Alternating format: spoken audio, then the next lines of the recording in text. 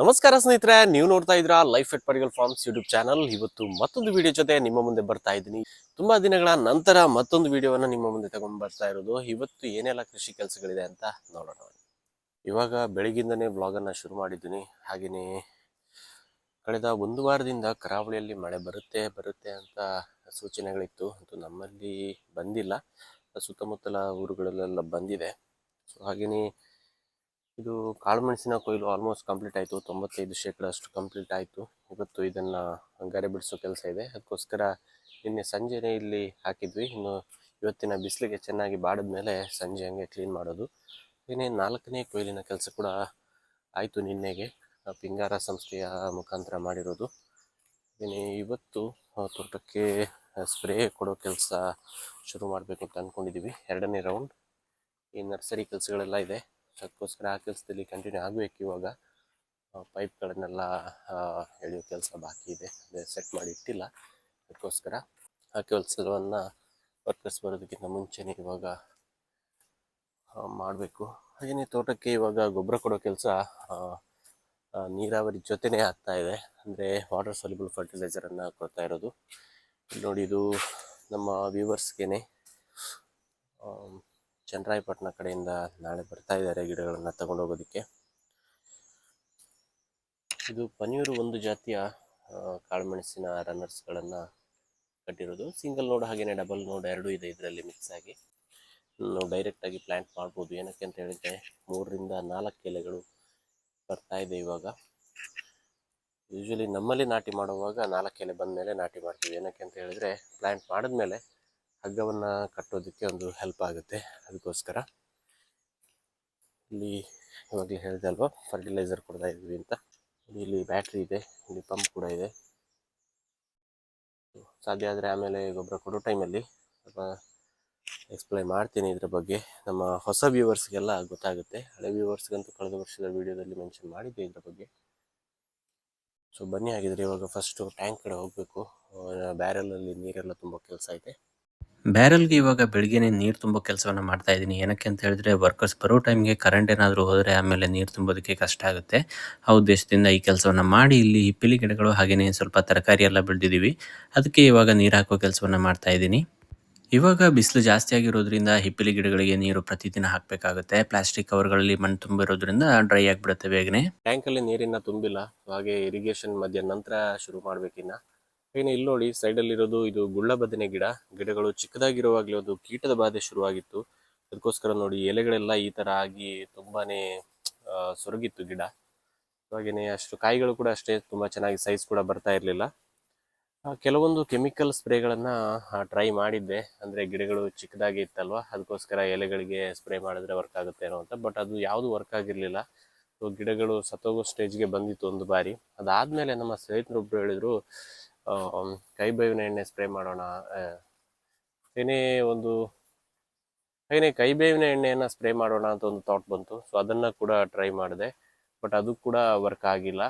ಆಮೇಲೆ ಇನ್ನೊಂದು ವಿಷಯ ಗೊತ್ತಾಯಿತು, ಕೈಬೇವಿನ ಎಣ್ಣೆಯನ್ನು ಮಧ್ಯಾಹ್ನದ ಟೈಮ್ ಬಿಸಿಲು ಜಾಸ್ತಿ ಆಗಿರುತ್ತಲ್ವ, ಎಲೆಗಳಿಗೆ ಕರೆಕ್ಟಾಗಿ ಬಿಸಿಲು ಬೀಳೋ ಟೈಮಲ್ಲಿ ಕೈಬೇವಿನ ಎಣ್ಣೆಯನ್ನು ಸೋಪ್ ವಾಟರ್ ಜೊತೆ ಮಿಕ್ಸ್ ಮಾಡಿ ಸ್ಪ್ರೇ ಮಾಡಬೇಕು ಅಂತ.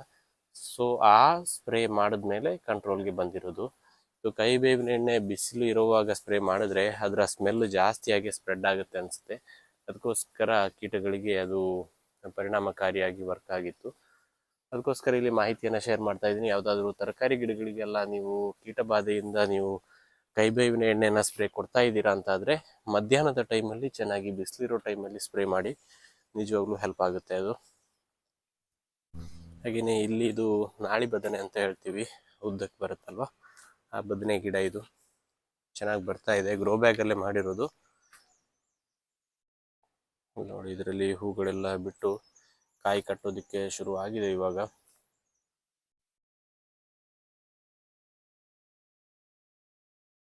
ಅಷ್ಟೇ 5 ಗಿಡ ಇರೋದು. ಇನ್ನು ನಮ್ಮ ಶಿವಪ್ರಸಾದ್ ಮಲೆಬೆಟ್ಟು ಅವರು ಕೊಟ್ಟಿರೋ ಗಿಡ ಏನಾಗಿದೆ ಅಂತ ತೋರಿಸ್ತೇನೆ ಬನ್ನಿ. ಇದು ಕತ್ತಿಯ ಬರೆ ಗಿಡ ನೋಡಿ, ಚೆನ್ನಾಗಿ ಬಂದಿದೆ. ಇದರಲ್ಲೂ ಅಷ್ಟೇ ಹೂ ಬಿಡೋದಕ್ಕೆ ಶುರುವಾಗಿದೆ ನೋಡಿ. ಇವಾಗ ಇಲ್ಲಿ ಕಾಣಿಸ್ತಿದೆಯಾ, 3 ಗಿಡಗಳು ಕೂಡ ಚೆನ್ನಾಗಿ ಬರ್ತಾ ಇದೆ. ಇಲ್ಲಿ ಹಳೆ ಬಸಳೆ ಚಪ್ರ ಇತ್ತು, ಸೊ ಅದಕ್ಕೇನೆ ಬಿಡೋಣ ಅಂತ. ಅಂದರೆ ಇದು ಬಳ್ಳಿ ಹೋಗಲ್ಲ, ಗಿಡದ ಥರ ಇರುತ್ತೆ ಅಷ್ಟೇ, ಸ್ವಲ್ಪ ಆಧಾರವಾಗಿ ಏನಾದರೂ ಕೋಲ್ಗಳು ಬೇಕಾಗುತ್ತೆ, ಅದಕ್ಕೆ ಇಲ್ಲೇ ಕೊಡೋಣ ಅಂತ. ಸೊ ಬನ್ನಿ ಆಗಿದ್ರೆ ಮನೆಗೆ ಹೋಗಿ ಬ್ರೇಕ್ಫಾಸ್ಟ್ ಎಲ್ಲ ಮಾಡಿ ಆಮೇಲೆ ಸಿಗ್ತೀನಿ.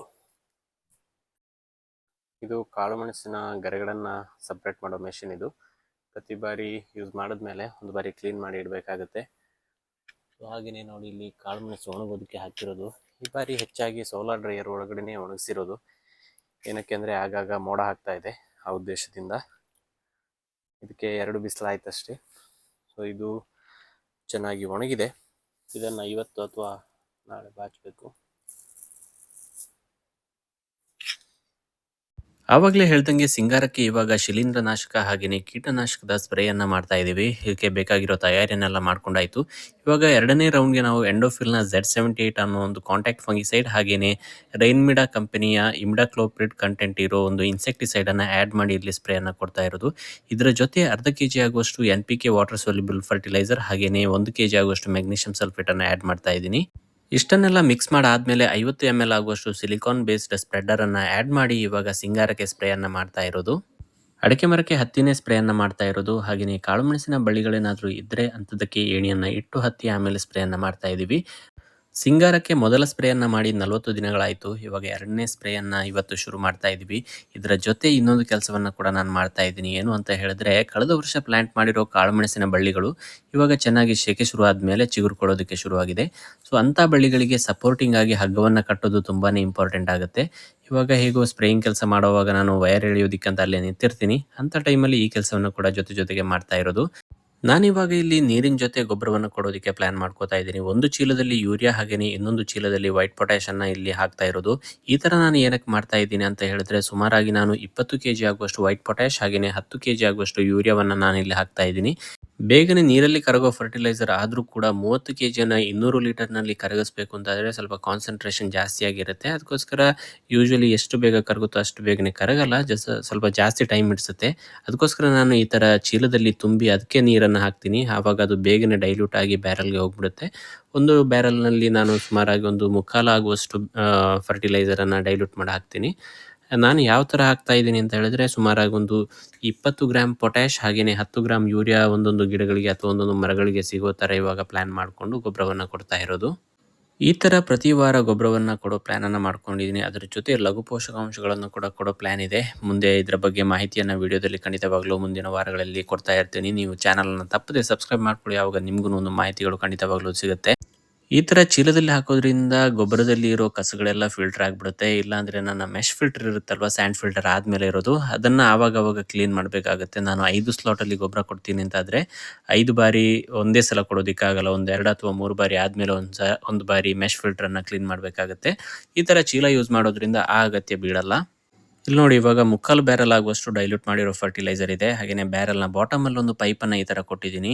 ಅಲ್ಲೊಂದು ಚಿಕ್ಕದಾಗಿ ಒಂದು ಗೇಟ್ ವಾಲ್ ಇದೆ, ಅದನ್ನು ಓಪನ್ ಮಾಡಿ ಇಲ್ಲಿ ಮೋಟರ್ಗೆ ಫರ್ಟಿಲೈಸರ್ ಲಿಕ್ವಿಡ್ ಬರೋ ಥರ ಮಾಡ್ತೀನಿ.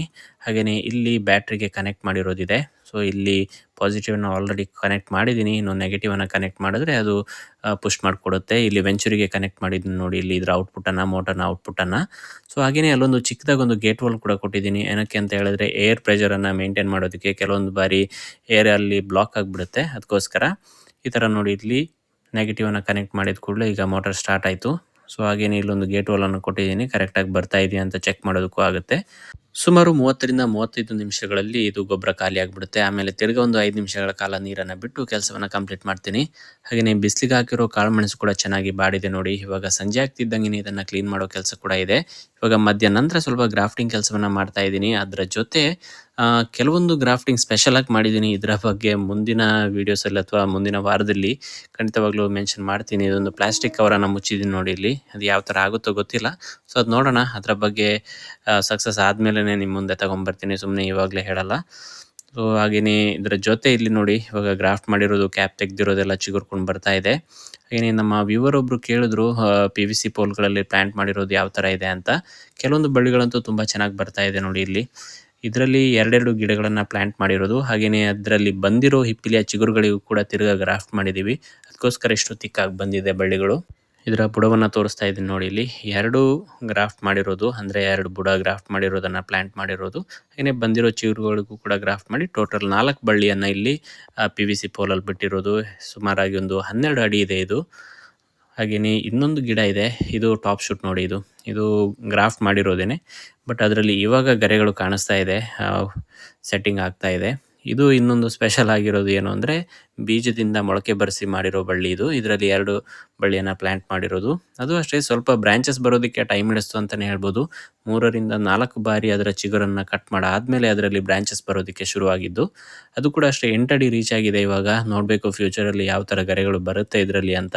ಇಷ್ಟೆಲ್ಲ ಕೆಲಸ ಆಗುವಷ್ಟರಲ್ಲಿ ಸಂಜೆ 5 ಗಂಟೆ ಆಗ್ತಾ ಬಂತು. ಬಿಸಿಲಿಗೆ ಹಾಕಿರೋ ಮೆಣಸು ಕೂಡ ಚೆನ್ನಾಗಿ ಬಾಡಿತ್ತು. ಈಗ ಮೆಷಿನ್ನ ಸಹಾಯದಿಂದ ಗರೆಗಳನ್ನು ಬಿಡಿಸೋ ಕೆಲಸ ಇದೆ. ಇಲ್ಲಿ ಆ ಕೆಲಸದಲ್ಲಿ ಕಂಟಿನ್ಯೂ ಆಗ್ತಾ ಇದ್ದೀವಿ. ಮನೆ ಮಂದಿ ಕೂಡ ಹೆಲ್ಪ್ ಮಾಡ್ತಾ ಇದ್ದಾರೆ. ಹಾಗೆಯೇ ಒಬ್ಬರು ವರ್ಕರ್ ಕೂಡ ನಮ್ಮ ಜೊತೆ ಇದ್ದಾರೆ ಹೆಲ್ಪ್ಗೆ. ಅರ್ಧ ಗಂಟೆನಲ್ಲಿ ನಮ್ಮ ಕೆಲಸ ಕೂಡ ಕಂಪ್ಲೀಟ್ ಆಯಿತು. ಈ ಮಾಹಿತಿಯೊಂದಿಗೆ ಇವತ್ತಿನ ವಿಡಿಯೋವನ್ನು ಇಲ್ಲಿಗೆ ಮುಗಿಸ್ತಾ ಇದ್ದೀನಿ. ವಿಡಿಯೋ ಇಷ್ಟ ಆದರೆ ಒಂದು ಲೈಕ್ ಮಾಡಿ, ಹಾಗೆ ಚಾನಲ್ನ ಸಬ್ಸ್ಕ್ರೈಬ್ ಮಾಡ್ಕೊಂಡು ಸಪೋರ್ಟ್ ಮಾಡಿ ಅಂತ ಕೇಳ್ಕೊತೀನಿ. ಮತ್ತೊಮ್ಮೆ ಸಿಗೋಣ. ಅಲ್ಲಿ ತನಕ ನಮಸ್ಕಾರ ಸ್ನೇಹಿತರೆ.